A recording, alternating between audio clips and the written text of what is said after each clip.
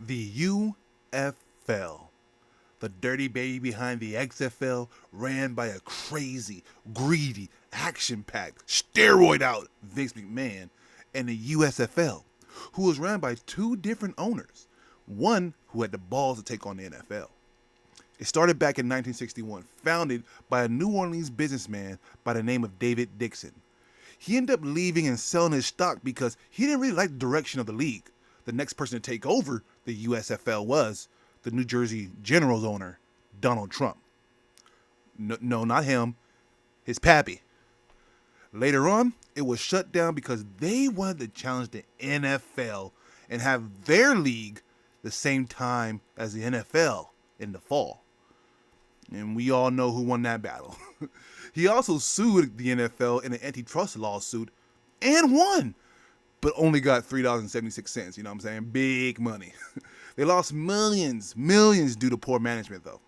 The funny part about this is these guys could have had a real league. They had real players, a real fan base, and money coming in. Like, think about this, guys. There was Hall of Famers on the USFL. Jim Kelly was one of them. Herschel Walker, another. Steve Young. Sam Mills. Reggie White. Bob Herbert. I mean, there's so many more. Like, I didn't even know so many big name players played in the USFL. So they actually had a chance to have a solid league to go head to head against the NFL. But, you know, money and Big Daddy NFL said, hey, we ain't playing that game. I mean, look at a young Steve Young still throwing them darts for the LA Express. Sam Mills lighting up Herschel Walker, bro. And check this out, man. Reggie White introduced himself to Doug Flutie early in his career. These boys were monsters. They were giants. They had a true league that could have been something very special. The fan base, everybody, they had it all. Look at the crowd. They actually had a better crowd than they had now. These boys had a legit team and league to be something serious within the sports world. But you know how things go. When there's owners, investors, money, things can go downhill quick. Now, let's fast forward to 2009 when the USFL tried to restart again under Bill Lambert and Tim Armstrong. One of the main reasons they failed was because they didn't learn from their past owners. For some reason, these big dummies didn't learn from the past big dummies and went to challenge the NFL and have their season start the same time as the NFL in 2009 when it's being watched more than ever. I mean, are you kidding me? How dumb can you be? You are so dumb. You are really dumb. For real. They lost so much money, mainly because they could not fill seats at all, and they could barely get any TV contracts or advertisements. And when they did, they ended up leaving for other sports like slam ball. Then they couldn't pay their players, their coaches. I mean, this is all around shit show. 10 years later. Few years later, the USFL tried again, but this time they weren't alone. This time they had the backing of the XFL and their teams, their endorsements and investments. Plus, Fox Sports took over the USFL, and the new co-owner of the XFL, which is Redbird Capital, and if you smell what the Rock is cooking.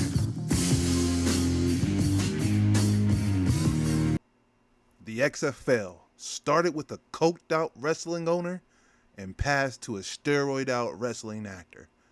The perfect circle. I mean, you gotta love it, right? 2024 was a rebirth of spring football. The UFL has finally created something with real backing and real fans. Not enough to fill stadiums, but hey, come on, guys. Baby steps here, baby steps. And this year, they took a loss, mainly because they couldn't fill that many seats, but they didn't really see it as a loss, though. Why? Because they had the best TV viewership they've ever had. During the regular season, they were averaging over 850,000 views per game, plus a jump in social media as well. Plus, during their first championship game, they hit over 1 million, with the highest viewership being 1.7 million views in their championship game. Not only that, they had Fox, ESPN, ABC, and FS1 all willing to show their games. They were grooving, vibing, sliding into something big. and it's only the beginning. Fast forward to now, 2026, still just 8 teams, but the expansion is on its way. By 2028, they're looking to have at least 10 teams, with the newest one being OKC.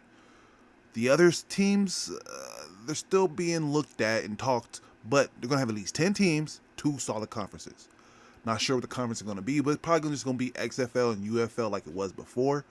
But I would love to see New York, LA, Miami, Atlanta, any of the major cities get a team.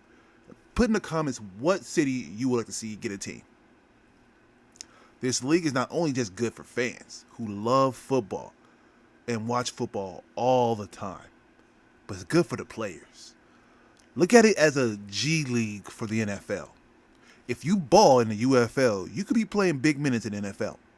Also, if you had a bad year in the NFL and no one's looking to give you a shot, hey, come on down to the UFL, ball a little bit, either make your name there or try to get yourself back into the league. Some players have done this, like wide receiver Deion Kang, who is now playing for the Bills. He played for the Birmingham Stallions last year.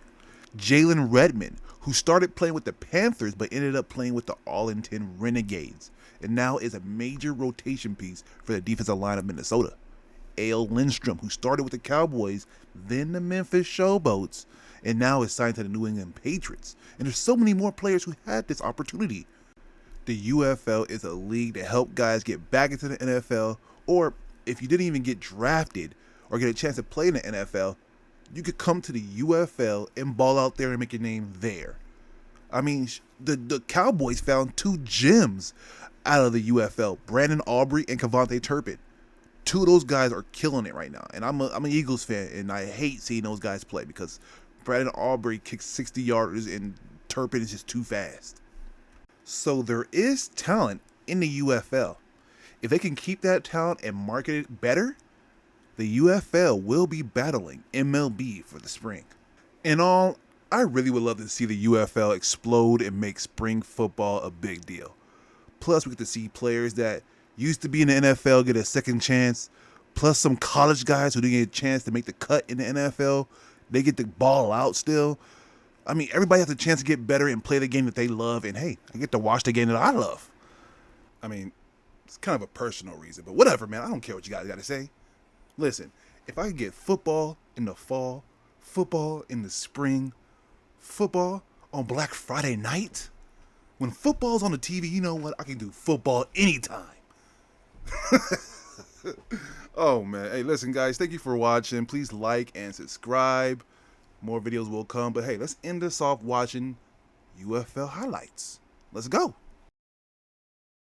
John Williams gets the ball from the Chicago 31-yard line. He breaks a tackle, breaks another, and goes 31 yards for the touchdown. A big play is Mitch Carter. He doesn't score a touchdown on this punt return, but he goes 45 yards to give the Panthers excellent field position and to help preserve the upset victory. The final score.